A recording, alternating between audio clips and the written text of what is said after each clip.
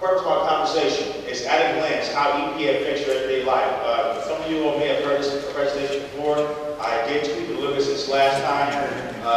The division of EPA's Criminal Investigation Division, Clean Water Act, and associated crimes. EPA does a myriad of environmental laws, but the focus of this conversation is water. So, of course, I'm going to narrow it down to Clean Water Act. Talk about the environmental task force concept. That's exactly what they just said. We work in a task force concept, whether it be working with Interpol, the International Police Organization, various federal law enforcement agencies, state of Texas, Harris County, city of Houston, whatever. I mean, and especially now with budgetary constraints, if you don't talk, you got problems. So we talk all the time. The task force concept, especially in environmental aspects, that's the only way you're going to get anything done like in this day and age.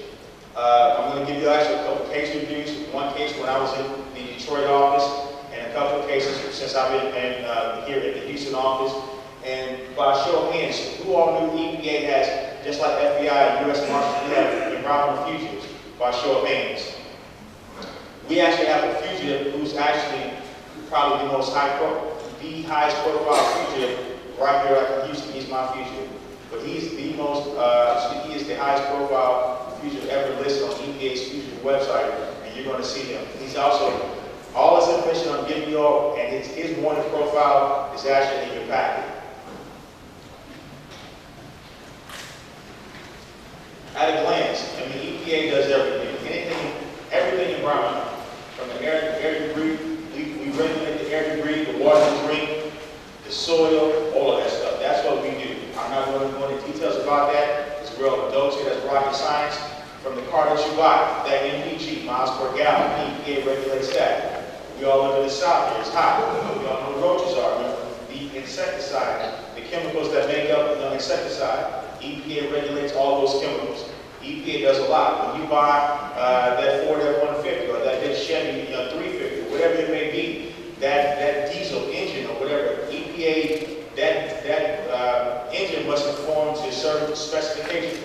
EPA regulates that. Contrary to what a lot of people know, EPA is on EPA's Criminal Investigation Division. We're actually one of the small federal law enforcement agencies. From top to bottom, we're only about 280, that's from people in headquarters down to the field agents. But we're only second behind the FBI in the broadest range authority. There are a lot of agencies around here who have many more agents, but EPA is only second behind the Bureau in our wide range scope of what we can enforce. We just don't enforce by statutory authority. Of course, we focus primarily on environmental. But as you're going to see in my conversation and in my presentation, when a crime is committed, it's just not environmental. There are other things that go along with it, such as wire fraud, mail fraud, conspiracy. When they try to do a crime, if you try to cover a crime, you burn down the junk, arson. That's all incorporated to EPA. Can, by statutory authority, we can enforce those laws as well. That's the mission of EPA's Criminal Investigation Division. I'm going to give you the long verbiage. To investigate and refer for prosecution the most significant and egregious violators of the environmental laws that pose the greatest threat to human health and environment. In a nutshell, the biggest of the biggest, and the worst of the worst. Now, because as I just stated, we are small. We can't take on everything. So what we have is what we call investigative discretion, meaning when a lead comes to the door, like Dick said earlier, we have to look at it. Does it rise to the level of what we can take? Because again, we cannot take everything. Because if we did, nothing would get worked. And that is the facts of the matter. So we take a look at it when it comes to the door. If it's something like a big Fortune 500 company or whatever it may be, we speak with our supervisor, hey boss, this is the situation, these are the allegations, here's what we have. And if it rises to the level of our investigative discretion, we'll open it up. If it does not, like a lot of things, like Dick said earlier, we will refer it out, to whether it be to another agency, to the state of Texas, the TCQ, Parks and Wildlife, the county, the city of Houston, wherever it may be. But again, that's what we do, like the biggest because we are the primary agency from a federal standpoint. That's what our mission is, to the most significant and egregious violators. Clean Water Act. This is the actual statute. Now again, when you look at an environmental statute, this is the actual criminal. We have various statutes in the environmental law book, but 33 U.S.C. 1319 is actually the criminal statute for the Clean Water Act, which is the equivalent to the Texas Water Code. Now again, I'm going to read you this long caveat, but when I read it for you, I'm going to highlight one little thing that gives the purview to everyone in here, which shows you how it all ties into federal, state, local. We're all talking together. Everyone is all covered under this umbrella. Any person who negligently introduces into a sewer system or into a publicly owned treatment works or any pollutant or hazardous substance which such a person knew or reasonably should have known could cause personal injury of property or in compliance with applicable federal, state, or local requirements shall be fined not less than $2,500, no more than $25,000 per day, or by imprisonment for not more than 1 year or both. After the first conviction, if you're hard-headed, punishment shall be a fine of not more than $50,000 per day of violation, or by imprisonment of not more than 2 years or both. So again, I wanted to bring that point out again. Applicable federal, state, or local requirements. That means if you violate a city of Houston law, you more than likely violated a federal law. It all rolls together.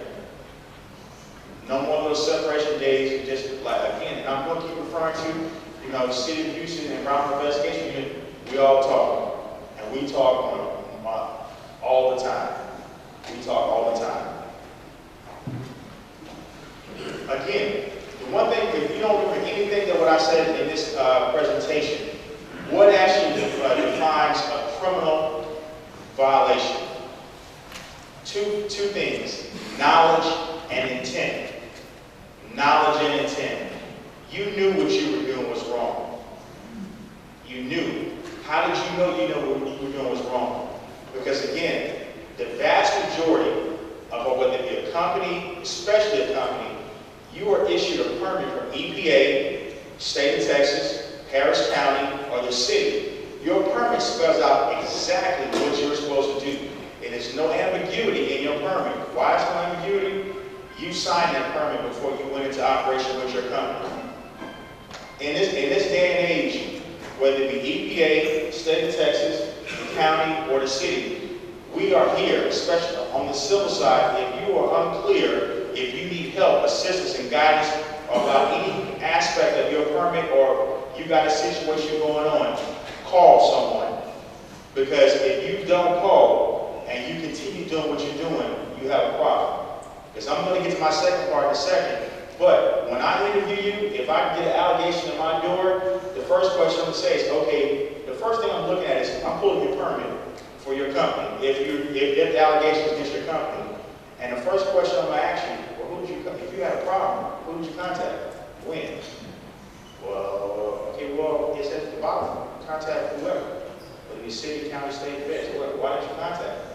You know the sound of the permit saying that you would agree with it. The second one is intent. The first one is knowledge.